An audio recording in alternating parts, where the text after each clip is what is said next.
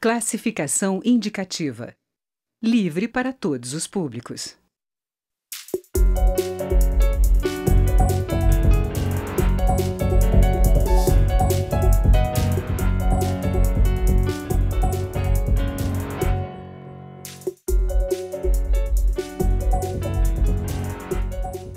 Olá!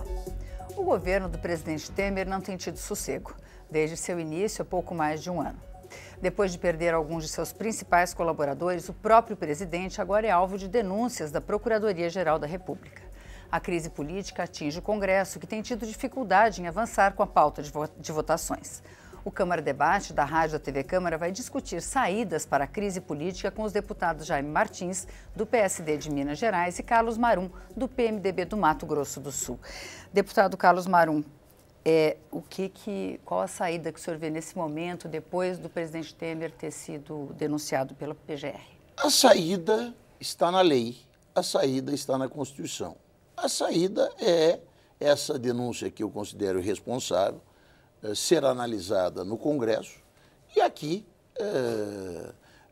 a partir da deliberação, que eu tenho certeza que vai ser negativa ao prosseguimento da denúncia, encerrarmos essa crise e vida que segue. Eu tenho uma visão muito clara de que até uma covardia do parlamento em não aprovar uma lei de abuso de autoridade que faça com que pessoas que têm o poder de acusar tenham também a responsabilidade sobre as acusações que fazem. O Congresso, até aqui na Câmara nós avançamos, chegou lá no Senado, voltou, quer dizer, o Congresso não teve coragem de provar isso, criou uma tal sensação de impunidade que um Procurador-Geral da República se sente no direito de acusar gravemente, até de maneira ofensiva, o primeiro mandatário da nação, sem se sentir na responsabilidade, na obrigação de apresentar provas concretas em relação ao que está dizendo.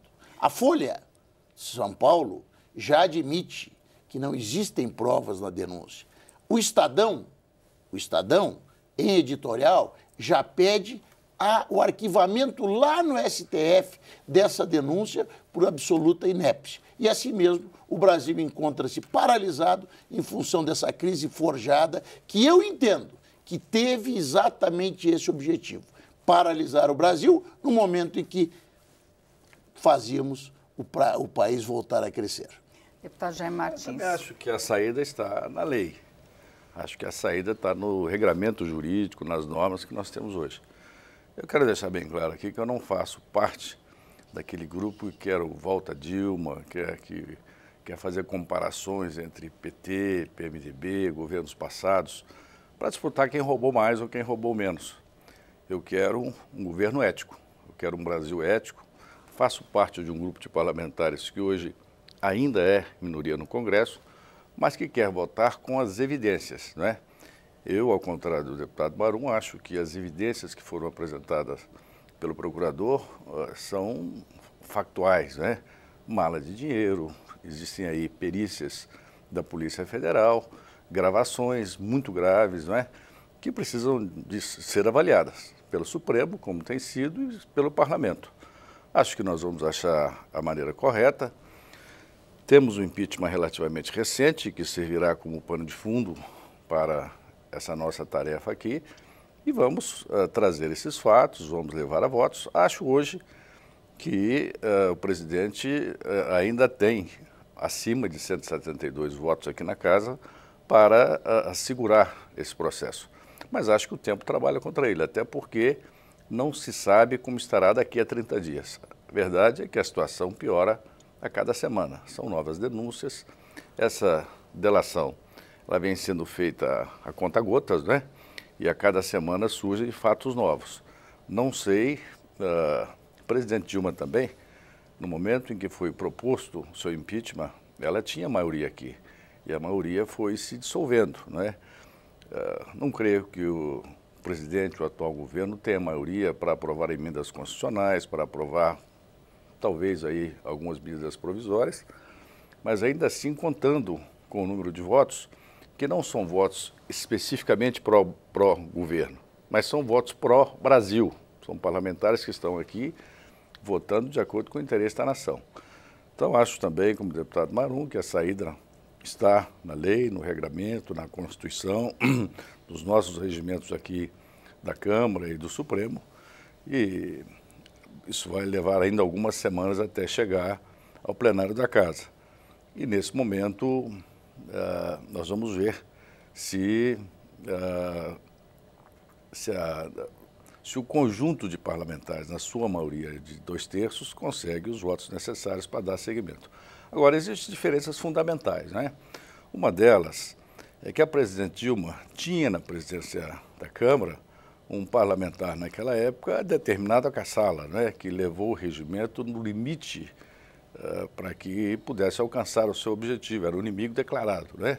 O presidente Eduardo Cunha versus Dilma Rousseff. Esse cenário não se repete hoje. Rodrigo é um aliado do Palácio, vai, ao contrário, levar o regimento no limite para não fazer constrangimentos desnecessários. Então, e outra coisa, o eventual sucessor, né, aquele da linha sucessória, que no caso da Dilma era o presidente Temer, e que articulou abertamente para que fosse feito o processo de cassação naquele momento, porque articulou com o PSDB, formou uma maioria para cassar, o Rodrigo também não age dessa forma, pelo menos não age à vista, não é?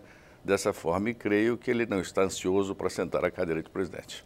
Pois é, nessa questão da articulação da base partidária. Existem diversos partidos que hoje compõem a base de sustentação do governo Temer que têm apresentado rachaduras com relação a essa questão. Se, por um lado, eles apoiam o programa apresentado pelo presidente Temer, eles têm se dividido. É o caso do PSDB, que tem uma parte do PSDB que defende a saída da base do governo. O próprio deputado Jaime Martins, desculpe apresentá-lo como exemplo, deputado, é do PSD, que é um partido que apoia o presidente Temer. Enfim, o senhor acredita que é possível recompor essa base diante dessa questão do pedido de impeachment? Veja bem, não obstante a manutenção do respeito que tem por vários parlamentares e vários líderes PSDBistas, vários líderes tucanos, o PSDB é um caso patológico de murismo. É patologia, murismo, e não descobriram até agora nem a cura e só nem a vacina. Só vai descer do muro o dia que não tiver mais muro. Então talvez seja o caso daquela ideia de quebrar o termômetro para não ver que está com febre. É um caso patológico de murismo. Eu entendo que não pode servir de base. Obviamente, existem alguns companheiros do PSD que estão no governo, prestando um grande trabalho. O governo, obviamente, se interessa pela participação do PSDB no governo. Gostaríamos de ter um apoio realmente consistente do PSDB ao projeto de reformas. Eu vejo muito medo no PSDB, a aprovação. Vejo até uma grande confusão. Eu penso que esses que estão querendo sair do governo estão querendo sair do governo para não precisarem aprovar as reformas. Ou até para que as reformas não avancem. Porque falam que são favoráveis às reformas e eu quero ver na hora de votar. Tem gente que vota em função da última mensagem que recebe pelo WhatsApp ou pelo Facebook. Não é o meu caso. Eu tenho uma posição muito clara e não entendo que a rachadura da base deve ser analisada pelo PSDB. Eu me preocupo mais em buscar uma unidade no PSD, no DEM, no PP, PR, partidos que podem efetivamente compor um conjunto em torno de um programa, onde nós saibamos quem é governo, tanto para manter o governo quanto para apoiar o programa do governo, e a partir daí nós avançarmos e vemos o que é possível fazer. O que não dá é para a gente ficar balizando o futuro em função da posição do PSDB, até porque das coisas mais difíceis da vida é saber qual a posição do PSDB. Deputado Jaime Martins, o senhor acredita que a ideia de uma união em torno desse projeto de governo, que hoje é apresentado pelo presidente Temer, pode dar sobrevivência ao governo? Olha, me assusta muito. Eu que convivi com o Michel Temer aqui na casa como parlamentar, nos presidiu e conseguiu presidir um partido tão difícil, de tanta complexidade como o PMDB, que é um partido de muitas divisões, né, muitos feudos internos. Ele conseguiu conduzir esse partido durante tanto tempo e agora, quando ocupa a presidência, tem cometido uma série de equívocos, né? A começar da montagem da sua equipe. O presidente que começa montando uma equipe sem ter uma mulher, sem ter um negro, sem ter um mineiro, né? Até hoje não temos um mineiro lá e Minas se ressente disso. Então são erros muito óbvios para alguém que tenha experiência e vivência do presidente Michel Temer. Acho que ele continua cometendo erros, né? No caso da reforma da Previdência, ele já perdeu a guerra da comunicação, não da reforma, não do conteúdo, mas as ruas não querem a reforma da Previdência. Na verdade, a reforma da Previdência tem conteúdos importantíssimos para o país. Eu votei a reforma trabalhista, acho que o Brasil precisa dessa reforma trabalhista, votei com o sentimento de brasilidade, daquilo que é melhor para o meu país, não apenas um mero gesto de apoio ao governo, né? E acho que um grande número de parlamentares também votaram dessa forma. O que vier para o plenário, que for bom para o país, terá o meu apoio, independente de que governo seja, né? Independente seja com Temer, com Rodrigo, com o novo presidente. Mas eu não vejo, de fato, assim, a realidade de hoje, eu não vejo condições de que o presidente seja retirado. Ele tem esses 172 votos para se manter. É claro que fatos poderão ocorrer nas próximas semanas e essa base que já reduziu tanto poderá reduzir a ponto de chegar aos 300 e tantos votos necessários para depor o presidente, ou pelo menos para iniciar esse processo, que durará por 180 dias, terá o presidente Rodrigo no exercício da presidência, teremos um novo presidente aqui na casa, são cenários dinâmicos, né? Hoje o meu sentimento é de que o presidente tem 172 votos, por isso a urgência dessa base, né, como o deputado Marum, que, diga-se de passagem, tem o meu respeito, porque é um homem corajoso, defende posições sempre muito claras, né, e sempre defende algumas posições difíceis aqui. Assumir a defesa do presidente Eduardo Cunha não é uma tarefa fácil quando o presidente levava tiros, era alvejado por várias denúncias de todo lado. Agora também assume com muita coragem essa postura. Mas acho que não vai de acordo com as evidências, né? As evidências que estão aí colocadas pela imprensa, colocadas pela Procuradoria, são evidências de que a ética está sendo agredida de frente. E nós temos que tudo preservar essa situação ética. Não podemos passar para a população, à imprensa, para a opinião pública, essa imagem de que aqui em Brasília existe um conjunto de pessoas que só querem usufruir do dinheiro público em benefício próprio. Nós não podemos continuar passando essa sensação, que já é a sensação da maioria dos brasileiros, né? Querem mudar tudo. Nós vamos ter eleição direta, quer queiramos ou não. Diferente dessa discussão momentânea que o PT vai colocar, nós teremos eleições diretas, já tem data marcada, outubro do ano que vem. E podemos passar por uma renovação absolutamente inédita. Podemos chegar a renovar 80% do parlamento, em função desse sentimento de revolta da opinião pública, em função de não enxergarmos as evidências, né? E isso vale para a Câmara, vale para o Senado, vale para o Supremo, vale para o TSE, que estão muitas vezes negando evidências que não podem ser negadas. Bom, e a gente vai fazer um pequeno intervalo e volta falando do futuro.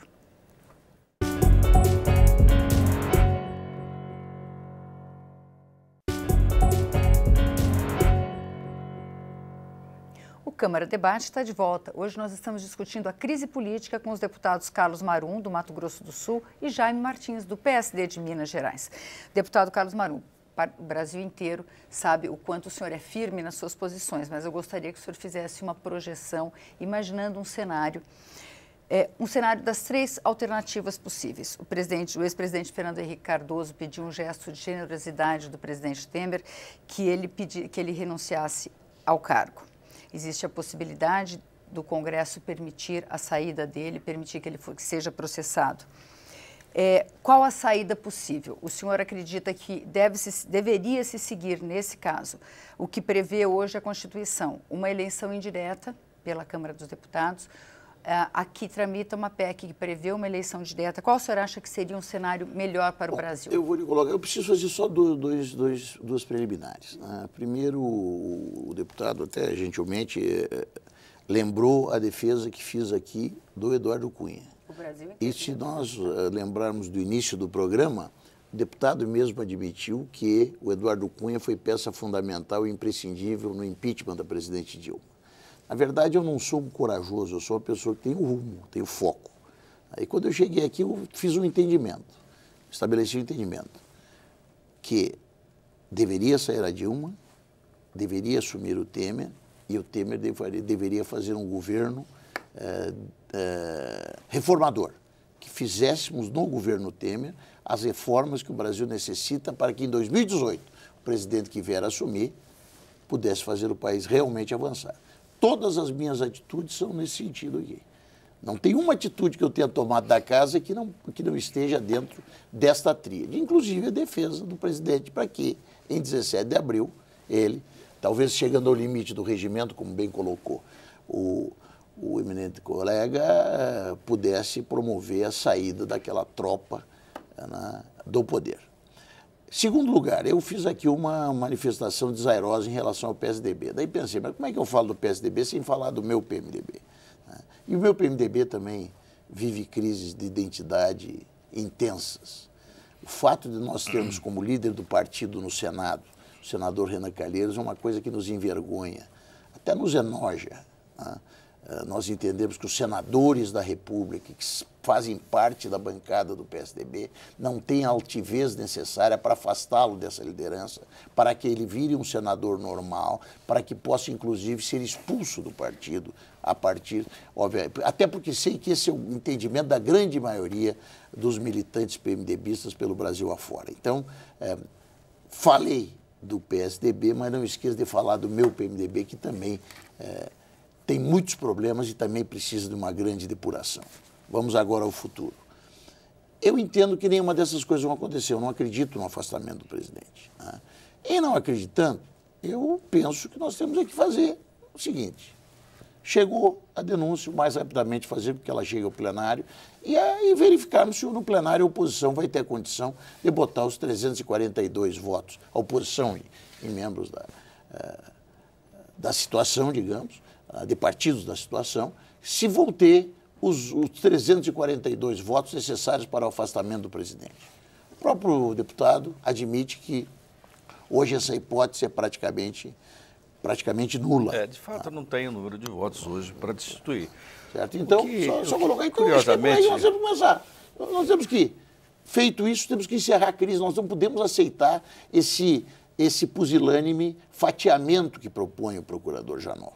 O procurador Janot agora ultrapassa as suas desavenças com o presidente Temer e tenta se transformar no inimigo do Brasil, a partir do momento que busca um fatiamento simplesmente com o objetivo de fatiar a crise. Isso não é digno.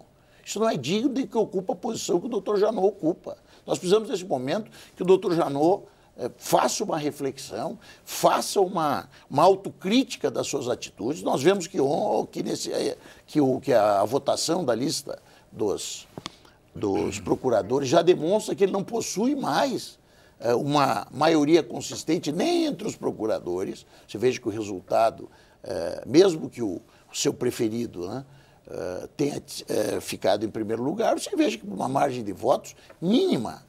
E se somarmos os votos do segundo e do terceiro, dá uma diferença de mais de 500 votos, negativa em relação ao primeiro colocado. O que nós precisamos nesse momento é de um choque de serenidade do procurador. Ele não tem o direito de, como procurador, ele não tem a prerrogativa de, como procurador-geral da República, se dispor simplesmente a atrapalhar o Brasil. Chega a denúncia, vamos avaliá-la. Se a Câmara entender que ela deve prosseguir, que prossiga, o presidente se afasta. Se a Câmara entender que ela não deve prosseguir, nós vamos tentar compor uma base suficiente para fazermos as coisas avançarem até 2018, quando, por eleição direta, o Brasil decida quem deve conduzir os rumos do país. Deputado Jaime Martins, qual a saída que o senhor acha? Olha, eu acho que as próximas semanas novos fatos poderão mudar o rumo das coisas como nós estamos enxergando hoje. De fato, o nosso sentimento no plenário é que ainda não existe essa maioria tamanha de 2/3 para que o processo contra o presidente Temer avance. Mas acho que fatos novos surgem a cada dia, né? Existe claramente em andamento uma série de ações no sentido de coibir a Operação Lava Jato, de enterrá-la de vez, né? O primeiro passo foi dado com Alexandre de Moraes do Supremo. Um segundo passo será dado agora brevemente com a escolha de Raquel Lodge para a nova procuradora, substituindo a linha de ação do Janot. Em seguida vamos ter mudança na AGU e aí só precisa de mais um ministro no Supremo para que isso se enterre de vez. Então, acho que isso é um caminho que está se procurando, que ainda será feito nesses próximos dos 8 meses aí que temos de governo Temer, não é? Acho que dificilmente ele sai, não sairá pela renúncia, para mim é bastante claro, até porque as consequências para a pessoa física de uma renúncia seriam muito fortes, não é? Porque perde o foro privilegiado no momento seguinte, perde aquele grupo palaciano, também perde o foro privilegiado, e aí as consequências será ir para Curitiba, para as mãos do Moro, e nós sabemos, quando chega lá, o que ocorre com velocidade, não é? Então, acho que essa linha da renúncia ela não existe. Mesmo que o presidente Fernando Henrique peça essa condução nesse sentido, é muito mais um discurso filosófico. E aqui na casa os fatos vão acontecer, né? Acho que na medida que o tempo passa, o tempo trabalha contra o presidente, a linha presidencial, por isso existe a urgência de votar rápido. Se isso for votado até agosto e se conseguir reunir todas essas denúncias numa só e fizermos uma só votação, eu acho que o presidente permanece ainda que arrastando correntes, né, até o final do seu mandato. Acho que as reformas estão contaminadas, acho que a reforma trabalhista vai ser concluída, mas a reforma da Previdência subiu no telhado. Eu acho que essa enorme maioria que precisa ser para uma votação de uma emenda constitucional dificilmente terá. O governo perdeu, embora o Brasil precise de uma reforma previdenciária urgente, o governo perdeu a batalha da comunicação. A oposição, nesse sentido, conseguiu avançar muito, né, com as corporações, né? Nós somos um país governado muito corporativamente. Os militares têm a sua corporação, os servidores públicos têm as suas diversas corporações e cada qual vão se mobilizando no sentido de evitar a aprovação da reforma da Previdência. Uma pena vivermos esse pano de fundo, mas acho que a grande maioria dos brasileiros cobra a legitimidade ética de um governo para tocar um processo de reformas.